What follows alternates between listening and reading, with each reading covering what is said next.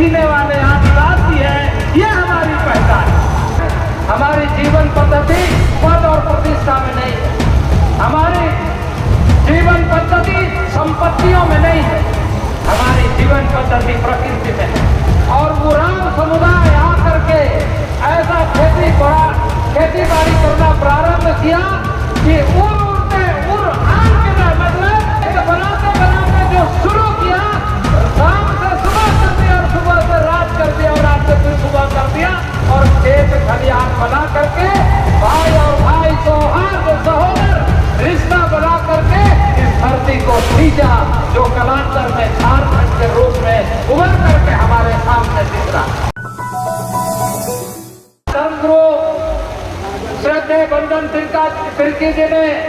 टीका जी ने अपने उद्बोधन में दोहराते हुए कहा कि ये अनरिटन एग्रीमेंट मुंडा और उरांव का एक ऐसा ऐतिहासिक स्थल है जहां लिखत पढ़त में नहीं बल्कि शब्दों की प्रतिज्ञा है, शब्दों की प्रतिबद्धता है, और शब्द को परंपरा के रूप में मानते हुए हम लगातार यहाँ पर मुड़वा यात्रा के रूप में हर साल एकत्रित होते हैं।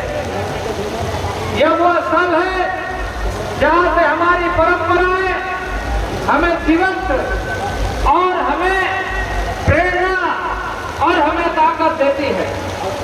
हमारा यह शक्ति स्थल है, यह हमारा एक ऐसा स्थल जिसके बारे में शायद लिखा हुआ इतिहास कहीं नहीं मिलेगा, लेकिन दंत कथाओं में, माताओं में, हमारे बुजुर्गों में कि हमारे पूर्वजों ने किस तरीके से यहाँ से अपनी यात्रा प्रारंभ किया था। हमारी माँ बोलती थी कि उरांव मतलब क्या?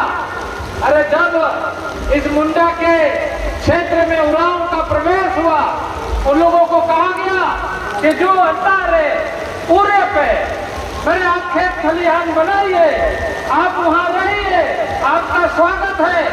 और उरांव समुदाय आकर के ऐसा खेती बाड़ी करना प्रारंभ किया कि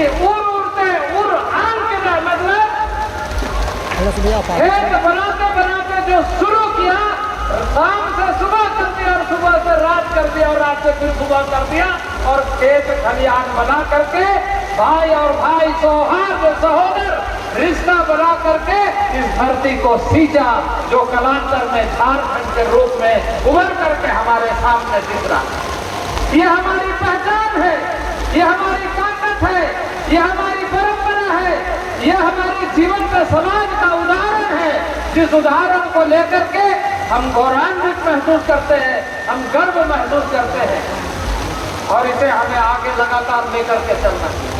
अब बगल में आ जाइए, आपको ज्यादा दूर जाने की जरूरत नहीं है। काके में जो उरांव रहते हैं वो मुंडा बोलते हैं, वो मुंडा बोलते हैं, वहाँ मुंडा लोग उरांव बोलते हैं। आप जाकर के वहां देखिए, आपको बहुत लोग मिलेंगे जो उरांव है वो मुंडा बोलते हैं, जो मुंडा है वो उरांव बोलते हैं। ऐसा दोनों में एक तारतम्यता आदिकाल से चला आ रहा है, जो हमारी परंपरा है।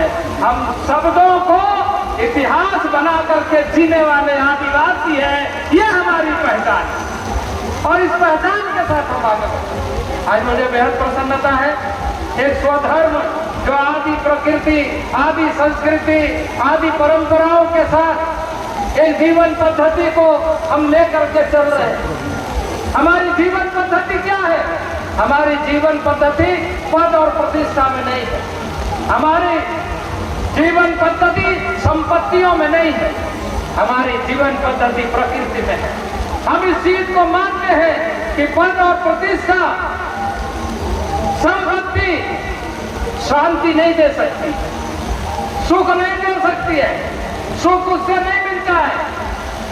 सुख मिलता है जब हम प्रकृति का अनावरण करता है, आलिंगन करते हैं, उसको समझने का प्रयत्न करते हैं कि हवा में कितनी ताकत है, पानी में कितनी ताकत है, जंगल में कितनी ताकत है, पर्यावरण में कितनी ताकत है, इस धरती माता में कितनी ताकत है, जो अपने उदर से निकल करके हमारे उदर को भरने का काम करता है।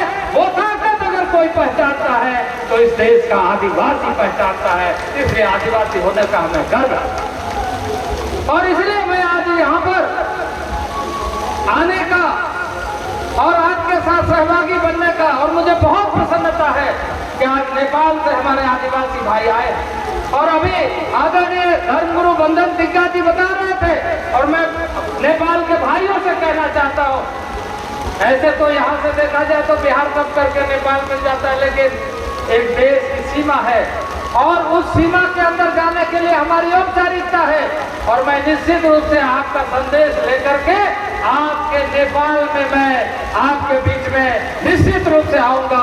इस बात के लिए मैं आपके बीच में वादा करूं। जहां तक अभी हमारे बीच में इन सारी बातों का उल्लेख किया है, निश्चित रूप से हमारी जागरूकता बढ़े, हम और संवेदनशील हो और चीजों को आगे बढ़ाएं।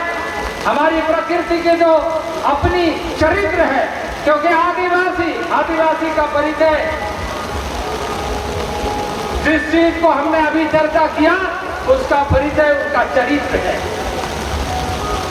उसका परिचय उनके जीवन पद्धति है, उसका परिचय उनका परंपरा है, उनकी जीवनता है, उनकी संस्कृति है, जिसके लिए लिखा पढ़ी करके हम नहीं बल्कि भावों से अभिव्यक्त करते हैं।